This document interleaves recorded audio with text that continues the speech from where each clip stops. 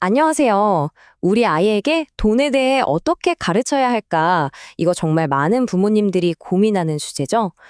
오늘 우리가 함께 파헤쳐 볼 이야기는 바로 이 질문에서 시작하는데요. 용돈이라는 아주 작은 개념을 인류의 사명이라는 정말 거대한 그림과 연결하는 아주 독특하면서도 깊이 있는 접근법에 관한 이야기입니다. 우리 모두가 언젠가는 꼭 마주하게 되는 이 질문, 참 어렵습니다. 서점에 가보면 금융교육에 대한 책도 정말 많고 방법도 다양한데요. 그런데 오늘 우리가 살펴볼 내용은 그런 것들과는 결이 완전히 달라요. 과연 뭘까요? 자, 그럼 본격적으로 한번 들어가 볼까요? 정말 흥미로운 게요. 이 접근법은 무슨 복잡한 경제 이론부터 시작하는 게 아니에요. 바로 용돈 주기라는 아주 현실적이고 평범한 상황에서부터 이야기가 풀리기 시작하더라고요. 첫 번째 조언은 이거예요. 이렇게 써라 저렇게 써라 하고 가르치려고 하기 전에 일단 그냥 지켜보라는 겁니다. 아이가 스스로 돈이라는 걸 마주하고 자신만의 방식으로 관계를 맺어볼 수 있도록 그냥 공간을 주는 게 먼저라는 거죠. 바로 이 부분이 핵심인데요. 만약에 아이가 용돈을 하루 만에 다 써버려서 정작 사고 싶었던 걸 못 사게 됐다고 상상해 보세요. 그때 느끼는 그 아쉬움, 그 불편함 있잖아요. 그 경험 자체가 부모님의 어떤 잔소리보다도 훨씬 강력하고 오래가는 교훈이 된다는 겁니다. 자, 바로 이 지점에서부터 정말 재밌어집니다. 왜냐하면 우리가 보통 생각하는 금융교육 방식과는 완전히 반대 방향으로 가거든요. 이 표를 보시면 그 차이가 확 느껴지실 거예요. 왼쪽이 우리가 흔히 아는 방식이죠. 이렇게 해야 해 라고 직접 가르치고 규칙을 강조하고 실수하지 않게 막는 거예요. 그런데 오른쪽은 완전 다르죠? 경험하게 하고 그 결과를 느끼게 하고 심지어 작은 실수는 괜찮다고 해요. 금융, 기술이 아니라 지혜를 키우자는 겁니다. 지식을 주입하는 게 아니라 지혜를 스스로 터득하게 이끌어주는 방식으로의 전환. 이걸 말하는 거죠. 자, 그런데 여기서 이야기가 갑자기 확 커집니다. 지금까지는 좋은 육아 팁이구나 싶으셨을 텐데 이제부터는 스케일이 달라져요. 용돈 이야기에서 갑자기 인류의 운명이라는 어마어마한 이야기로 점프를 하거든요. 아니, 용돈이랑 인류의 운명이랑 도대체 무슨 상관이야? 싶으시죠? 그걸 이해하려면 먼저 돈이 대체 뭔지에 대한 우리 생각부터 근본적으로 바꿔야 합니다. 여기서 말하는 돈은요, 우리가 생각하는 그런 개인의 재산이 아니에요. 마치 우리 몸에 피가 흐르는 것처럼 사회 전체를 돌게 하고 살아있게 만드는 일종의 에너지라는 거예요. 우리 모두를 위해 만들어진 공동의 에너지, 그런 관점인 거죠. 이 문장 하나가 이 모든 철학의 핵심입니다. 돈은 내 것이 아니라 우리 것이다. 한번 생각해 보세요. 돈이 내 개인 소유가 아니라 우리 모두의 것이라면 돈에 대한 태도가 완전히 달라지지 않을까요? 어떻게든 쌓아두려고 하는 게 아니라 이걸 어떻게 하면 우리 모두를 위해 잘 쓸 수 있을까를 고민하게 된다는 겁니다.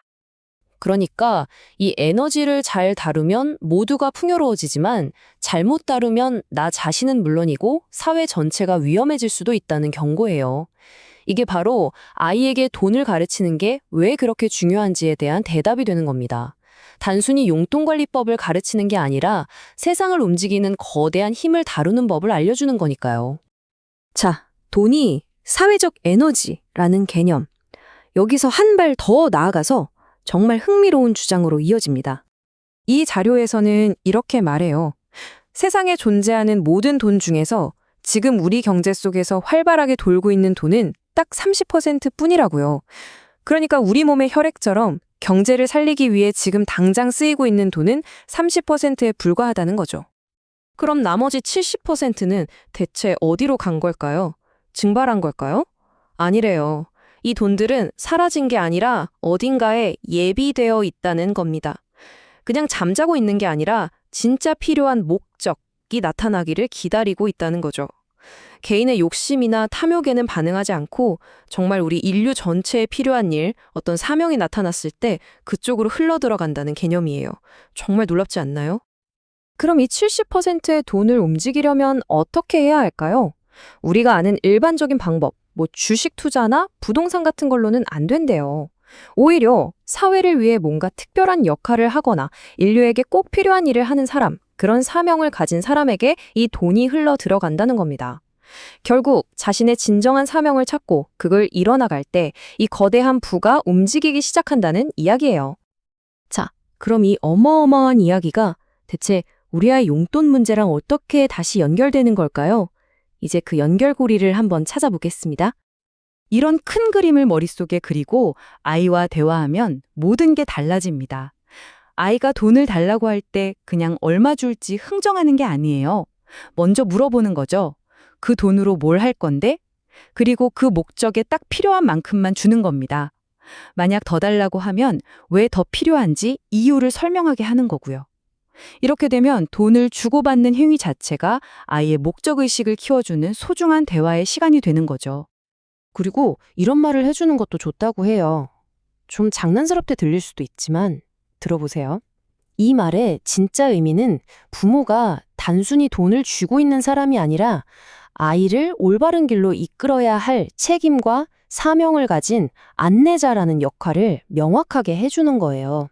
돈을 안 주는 이유가 내 욕심 때문이 아니라 너를 위한 더 큰 원칙 때문이라는 걸 알려주는 거죠.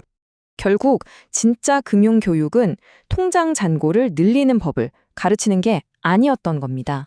아이가 돈 주세요라고 말하는 그 모든 순간이 사실은 아이에게 너는 이걸 왜 원하니? 네 삶의 목적은 뭐니? 라고 물어볼 수 있는 최고의 기회라는 거죠. 그 대화 자체가 살아있는 금융교육인 셈입니다. 그래서 오늘 이 이야기는 우리에게 이런 질문을 던집니다. 혹시 우리가 아이들에게 가르쳐야 할 진짜 중요한 건 이게 얼마짜리다라는 가격표가 아니라 이게 너에게 왜 필요한가라는 목적의식은 아닐까요? 어쩌면 그게 돈 그 자체보다 훨씬 더 값지고 위대한 유산이 될 수 있지 않을까 하는 생각을 해보게 되네요.